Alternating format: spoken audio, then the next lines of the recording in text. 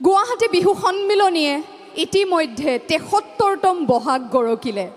আজি অসমৰ চৌপাশে বহাগত দপদপাই থকা বিহু মঞ্চৰ বাটকটীয়া আছিলে ১৯৫২ চনত আৰম্ভ হোৱা এইখনি গুৱাহাটী বিহু সন্মিলনী।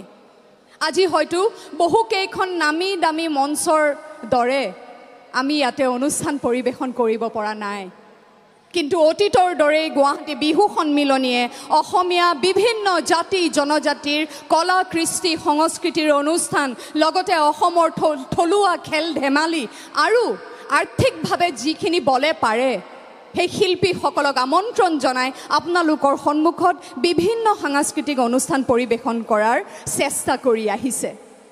আৰু আপোনালোকৰ সহযোগিতাই আমাক সদায় দি আহিছে সাহস আৰু প্ৰেৰণা।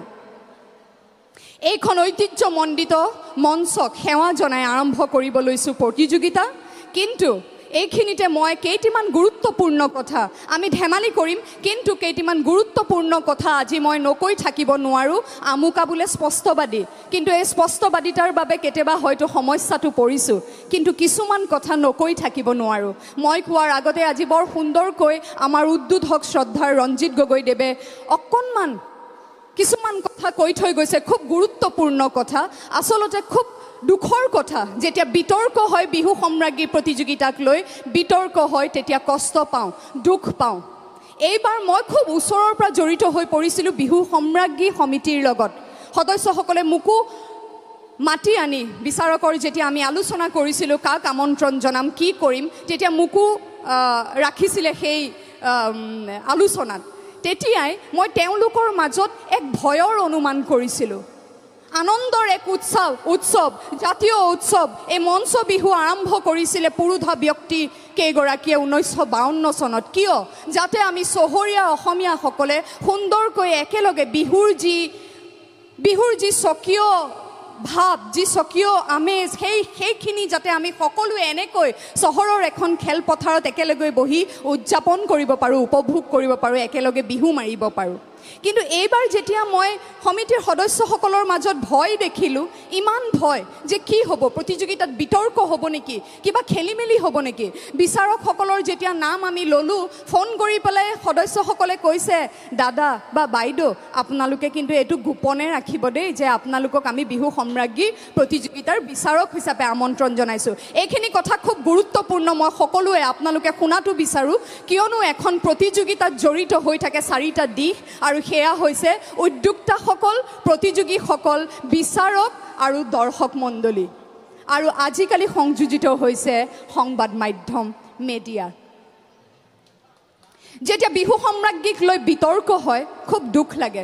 এইখিনিতে মই উদ্যোক্তাসকলৰ বহু দায়িত্ব আছে যাতে নিকা স্বচ্ছ প্ৰতিযোগিতা তেওঁলোকে আয়োজন কৰিব পাৰে আৰু তাৰ সম্পূৰ্ণ চেষ্টা কৰে। মই নিজেই দেখিছোঁ, উদ্যোক্তাই যদি খেলি মেলি কৰিবলৈ হ'লহেঁতেন, বিহু সন্মিলনীয়ে গুৱাহাটী বিহু সন্মিলনীয়ে যদি খেলি মেলি কৰিলেহেঁতেন, আমুকা অৰ্থাৎ বৰষাৰাণী বিষয়া কেতিয়াবাই বিহু সম্ৰাজ্ঞী হ'লহেঁতেন। এই বৰষাৰাণী বিষয়া কিন্তু বিহু সম্ৰাজ্ঞী নহ'ল। কৰিছিলে এবাৰ প্ৰতিযোগিতাত অংশগ্ৰহণ, কিন্তু নাপালোঁ মই বিহু সম্ৰাজ্ঞীৰ সন্মান। তেতিয়াও কিন্তু মোৰ পিতৃ বা আজি এই সমিতিত মোৰ পৰিয়ালৰ বহু লোক আছে, কোৱা নাছিলে যে নাচ আমি কিবা এটা কৰিম। গতিকে সন্মিলনীৰ যে কোনো খেলি মেলি নাই সেয়া মই বুকু ডাঠি ক'ব পাৰোঁ। বিচাৰকৰ আসনত আমি আমন্ত্ৰণ জনাই আনো এই লোক সংস্কৃতিৰ লগত জড়িত, নিজৰ জীৱনজোৰা বা যিখিনি সময়ৰ পৰা কৰি আহিছে, সাধনা কৰিছে, সেই তেনেধৰণৰ বিচাৰক আমি আমন্ত্ৰণ জনাই আনো। কিয়? প্ৰতিযোগিতাক লৈ এনেও বিতৰ্ক হয়, বোলে প্ৰতিযোগিতাই বিহুক বাণিজ্যিকৰণ কৰিলে। কিন্তু মই ভাবোঁ প্ৰতিযোগিতা হৈ থকাৰ বাবেই অকণমান দীঘলীয়া হৈছে, কিন্তু উপায় নাই, এইখিনি কথা মই আজি ক'বই লাগিব, ক্ষমা কৰিব। প্ৰতিযোগিতাই মই ভাবোঁ প্ৰতিযোগিতাই বিহুক শুদ্ধ ৰূপত ধৰি ৰখাত, নৱপ্ৰজন্মৰ মাজত শুদ্ধ ৰূপত ধৰি ৰখাত সহায় কৰিছে।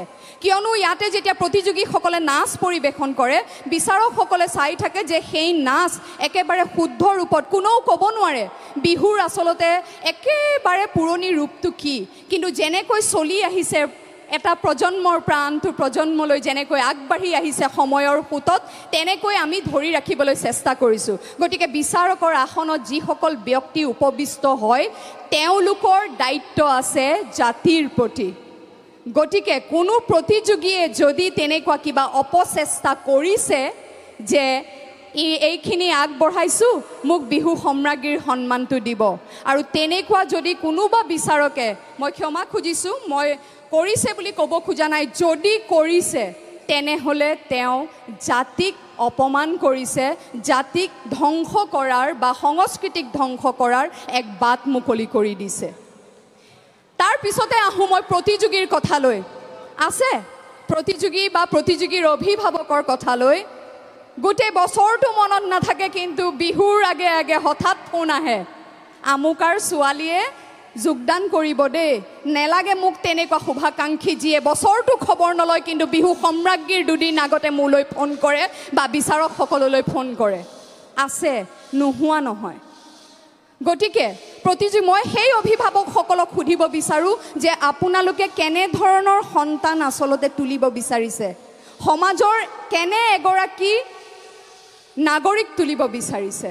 ভ্ৰষ্টাচাৰী প্ৰতিযোগীক সুধিব বিচাৰোঁ। তেনেকৈ যদি হ'ব পাৰে বিহু সম্ৰাজ্ঞী আইনাৰ সন্মুখত থিয় হৈ নিজক ক'ব পাৰিবনে মই বিহু সম্ৰাজ্ঞীৰ যোগ্য? নোৱাৰে, কেতিয়াও নোৱাৰে। তাৰ পিছতে মই আহোঁ সংবাদ মাধ্যমলৈ। আমাক বহুত সহায় কৰিছে সংবাদ মাধ্যমে। এই অনুষ্ঠানসমূহ সংবাদ মাধ্যম বুলি কোৱাৰ লগে লগে আমাৰ সংবাদ মাধ্যম বন্ধু বান্ধৱসকলে কেমেৰাটো জুমাই দিছে মোৰ ফালে, একদম দিয়ক, কাৰণ মই এটি গুৰুত্বপূৰ্ণ কথা ক'বলৈ ওলাইছোঁ, আৰু সেয়া হৈছে প্ৰতিযোগিতাৰ শেষত যেতিয়া কোনোবা প্ৰতিযোগীয়ে কয়, নোপোৱা যিগৰাকী বিফল হ'ল নাপালে, যদি কয় যে এই প্ৰতিযোগিতাত অন্যায় হৈছে, অবিচাৰ হৈছে, আৰু কেইবছৰমান পিছত যদি সেইগৰাকী আপোনালোকে তেতিয়া সেই ক্ষণত প্ৰতিযোগীগৰাকীৰ বাইট লয়, কাৰণ তাত থাকে TRP, তাত থাকে বিতৰ্ক।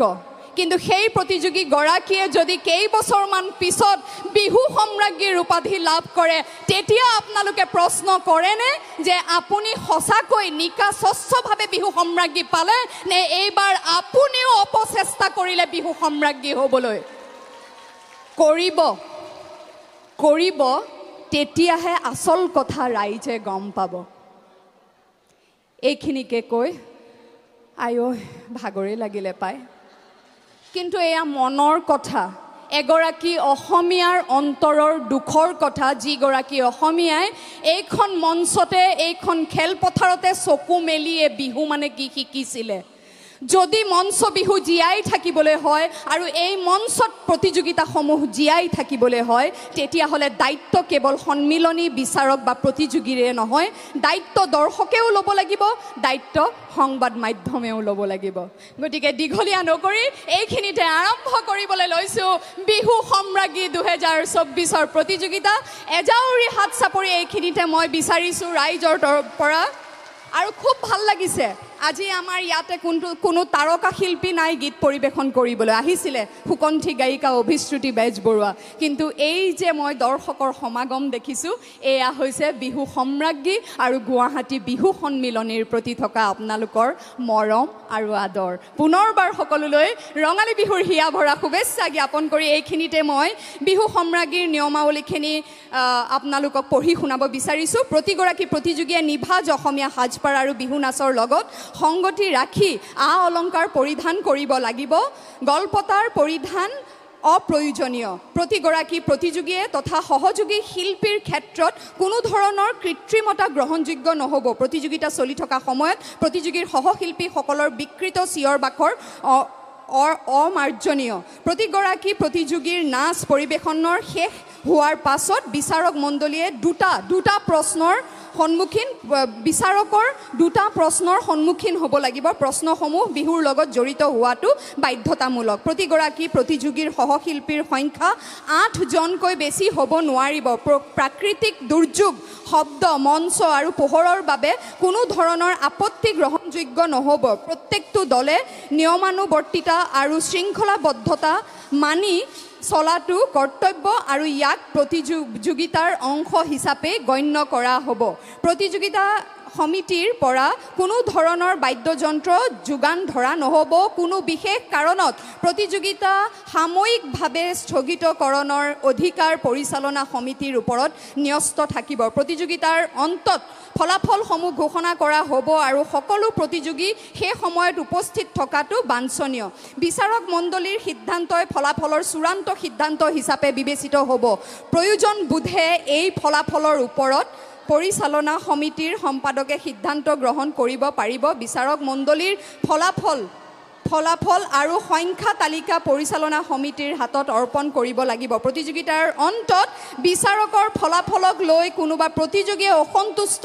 হৈ বিশৃংখল পৰিস্থিতিৰ সৃষ্টি কৰি গুৱাহাটী বিহু সন্মিলনীক অযথা সমালোচনা কৰিলে অনাগত 3 পৰা 5 বছৰলৈ গুৱাহাটী বিহু সন্মিলনীৰ প্ৰতিযোগিতাত অংশগ্ৰহণ নিষিদ্ধ ঘোষণা কৰা হ'ব বিচাৰকসকলে নিজৰ মোবাইল ফোনবোৰ ক্ষমা কৰিব প্ৰতিযোগিতা আৰম্ভ হোৱাৰ 30 মিনিট আগতে গুৱাহাটী বিহু সন্মিলনীৰ হাতত জমা দিব লাগিব সেই যে কৈছিলোঁ আমুকাৰ অভিভাৱকে ফোন কৰিব পাৰে সেয়ে ফোনবিলাক জমা দিব লাগিব বিচাৰ প্ৰক্ৰিয়া শেষ হোৱাৰ পাছত মোবাইল ফোনবোৰ উভতাই ল'ব পাৰিব প্ৰতিযোগিতাৰ অন্তত বিচাৰকৰ ফলাফল লৈ কোনোবা প্ৰতিযোগীয়ে অসন্তুষ্ট হৈ হেতু ক'লো এই বছৰৰ বিহু কৰি বিহুৰাণীৰ খিতাপ অৰ্জন কৰা প্ৰতিযোগী গৰাকীক এই বছৰ বিহু সম্ৰাজ্ঞী প্ৰতিযোগিতাত অংশগ্ৰহণ কৰিব দিয়া নহ'ব এগৰাকী বিচাৰক হিচাপে নিয়মাৱলীৰ উপৰোক্ত চৰ্তসমূহ সজ্ঞানে এয়াই আছিলে নিয়মাৱলীসমূহ